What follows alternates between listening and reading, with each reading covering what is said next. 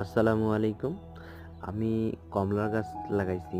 এর জন্য প্রথমে গর্ত করে নিছি। সাধারণত হয়ে থাকে গর্তে বা মাটির উপরের অংশটা বেশি উর্বর হয়ে থাকে এবং জৈব উপাদান থাকে এবং ভিতরের অংশে বা নিচের অংশে কম থাকে। তাই হচ্ছে গিয়ে আমি উপরের মাটি এক সাইডে রেখে দিছি এবং নিচের মাটি অপর সাইডে রাখছি।